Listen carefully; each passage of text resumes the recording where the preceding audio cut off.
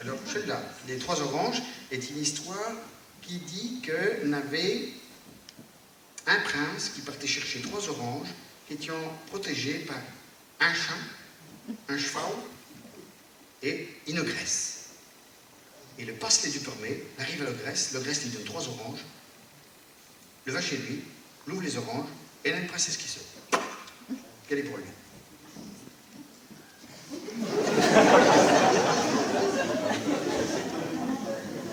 C'est facile, celle-là. Mais vous n'allez pas dire qu'il fait tout le temps du vircoué, du machin. Bon, en fait, non, c'est plus compliqué que ça, parce que, en fait, c'est que cette histoire-là était l'histoire qui était préférée du petit Bernard, le petit Bernard qui était depuis qu'il avait rencontré l'Amado, tous les soirs avant de s'endormir, le lisait l'histoire de 3 oranges, avant de s'endormir. Depuis qu'il l'avait rencontré, l'Amado. Bon, alors, il faut dire que l'Amado, quand on la voit, on ne peut pas l'oublier. Quand on l'a vue une fois, on ne peut pas l'oublier. C'est pas une beauté traditionnelle. Elle est aussi large que haute et elle est quand même très très haute.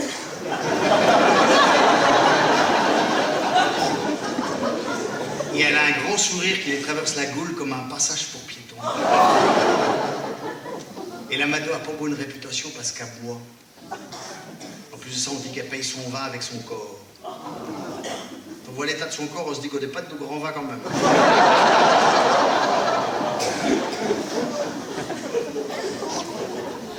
Et l'Amado, tous les matins, elle émerge de la chauve de la veille, elle est pas redescendue, elle chambarde encore. Puis on la voit, elle pousse son caddie pour aller faire son ravitaillement au petit cop. Puis elle pousse, elle chambarde. Puis là, ce matin-là, elle émerge des brouillards de la Gâtine, puis elle passe à côté des deux bonnes femmes, la mère argentine et la même blanche. As-tu vu l'Amado? 8 heures du matin, elle est encore sourde. Oh, mais oui, il y a des par là, monsieur le maire, puis monsieur le curé, mais d'après que n'a rien à y faire. Et l'Amado, elle entend tout. Puis elle passe. Mais les rouets de sa vie sont tellement profonds, tellement difficiles d'en sortir, tellement difficiles, tellement peu de manières de faire. Alors elle pousse. Elle se dit que non, décidément non, elle ne veut pas quitter son mauvais bord de la journée, c'est une lutte quotidienne qui l'attend sur le trottoir, elle ne veut pas glisser, ne veut pas tomber, et barnadouf, la cabane est tombée sur le champ, elle se retrouve au fond de la rigole avec tout le monde qui rigole autour. Puis même les jeunes gars au fond qui sont en train de chanter « Eh oh, vieille putain, oh là, mie pas sans le pognon, il n'y a pas d'oignon !» Et tout le monde rit, mais personne ne l'aide. On a juste le petit Bernard, qui est dans le lotissement, tout seul. Il est devant chez lui, tout seul comme tous les matins, parce que sa mère, elle embauche à l'usine à 5 heures, et puis son père n'est pas là, parce qu'il n'est pas souvent là, son père a une vie sociale intense. Donc ça fait que souvent le matin, il est tout seul. Puis il n'y a personne pour lui donner un baiser, pour juste qu'il parte. Puis il regarde, puis il est là. Puis il voit cette espèce d'énorme masque tombé là. Alors il se précipite vers elle pour l'aider à se relever, puis quand elle est debout, elle se penche vers lui. Elle lui pince la joue, elle fait « Toi, un petit prince.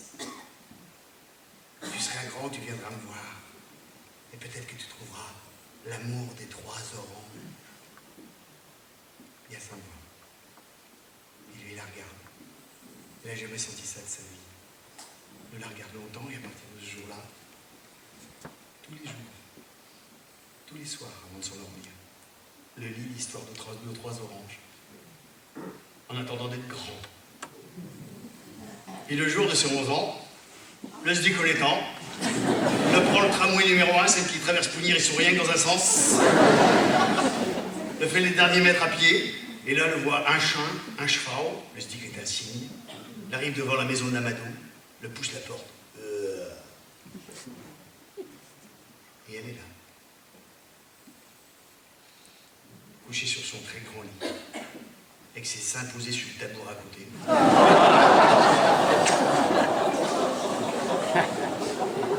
C'est drôlement impressionnant. Elle a les cheveux longs, sales et gras, avec des poux qui jouent au toboggan. Et les poux tombaient sur le parquet, ça faisait blanc. Les poux tombaient sur le parquet, ça faisait. Elle a ouvert les yeux, elle a fait Et elle l'a pris dans sa très grande main. Elle l'a posé sur son ventre. T'es venu faire le grand voyage. Faudra être courageux. Vaut mieux sortir couvert. Et elle lui a mis un imperméable en caoutchouc sur sa tête. Elle a fait un petit nœud sous son menton et elle l'a glissé sous ses jupons. Et il s'est retrouvé dans une très grande forêt où il a marché pendant 3 jours et 3 nuits sans s'arrêter. Et il y avait des monstres qui guerroyaient de chaque côté. Il disait, faut être courageux, faut être courageux, faut être courageux. Et au bout de 3 jours et 3 nuits, il s'est retrouvé dans une vallée très verte. Comme une vallée des origines. C'était très très beau, avec au fond, il y avait une nymphée, une fontaine, et derrière une caverne. C'était très très beau. Mais lui, il n'a pas pris le temps de regarder le paysage. Les gars, quand c'est jeune, souvent, ça prend pas le temps de regarder le paysage.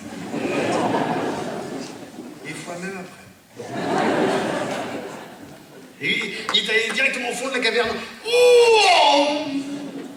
Et il a débouché au fond de la caverne dans une grande salle molle, où au mur, il y avait plein de portraits. Un ventre, vous le savez, mesdames, ça rit souvent, mais ça pleure encore plus, et ça se souvient toujours.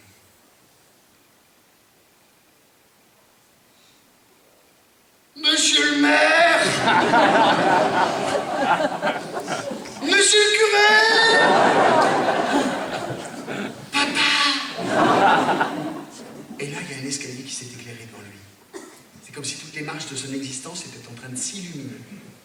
Et tout en haut des marches, il y avait une dame, très belle. Tout du moins, on n'en distinguait pas le visage, mais il émanait d'elle une puissance, une force, une lumière. Et elle tenait dans ses mains 3 oranges. Alors lui, il a commencé à grimper les marches. Il n'était pas habitué, il a senti une espèce d'immense vague de plaisir l'envahir. Il s'est mis à courir comme un fou. Il a galopé jusqu'en haut. Et là, il a volé les oranges, il a perdu l'équilibre. Et tout a explosé. Et il s'est retrouvé à l'entrée de la caverne, tout humide, tout fripé, avec l'impression d'avoir perdu quelque chose. Il a cherché les oranges, il n'a rien trouvé. Il a juste entendu au loin la voix de Lamado qui faisait « Trop tôt pour l'amour ». Il est parti comme un fou, s'est pas retourné. Et après, quand il est allé au collège, puis après au lycée, tous les soirs quand il revenait, il descendait du car, puis il allait en pèlerinage au Petit Cop. Il se mettait devant le rayon fruits et légumes. Et il volait 3 oranges. Il volait 3 oranges. Il se cachait, puis il allait derrière le magasin, il ouvrait les oranges, puis il attendait une princesse à sortir. Puis comme il n'y en avait pas, il disait « Trop tôt pour l'amour ». Il était à l'âge difficile. Puis un jour, le hasard. Comme d'habitude, il a volé ses 3 oranges. Et là, elle s'est embrainé les pieds, la beurre-de-douffé au bas, les oranges ont commencé à rouler, elles sont arrivées avant lui à la caisse centrale. Et lui, quand il est arrivé à 4 pattes, il a relevé la tête, puis il a vu les oranges dans les mains d'une dame. Mais cette fois-ci, on lui voyait le visage. C'était la petite caissière. Véronique. Véronique Baignon. La fille à Rigaud Baignon, le boucher. Elle n'était pas belle, elle était toute picassaille. Mais on faisait 2 semaines qu'elle le voyait passer avec ses oranges volées. Et elle lui avait jamais rien dit. Et là, elle lui a tendu des oranges, puis elle a fait... Les oranges. Ça se donne? Ça se vole pas? Et là, c'est comme s'il avait tout à coup un voile qui se déchirait en lui. Comme si tout à coup il comprenait que l'amour, c'est comme le feu du ciel. Ça ne peut pas se voler. Ça se donne ou ça se révèle, mais ça ne peut pas se voler. Et elle a lancé les oranges en l'air. On l'a fait comme un coup de foudre, un coup de tonnerre. Et l'eau s'est mise à tomber, à verse. Et elle a souri avec un grand sourire qui lui traversait la goule comme un passage pour piétons. Elle lui a tendu un vieil imperméable en caoutchouc en disant « Vaut mieux sortir couvert !» Et ils sont sortis tous les deux sous la pluie. Ils sont allés marcher sur les chemins humides de la vie. Et lui, il n'arrêtait pas de répéter « Les oranges, l'amour, ça se donne mais ça se vole pas. Les oranges, l'amour, ça se donne mais ça se vole pas. »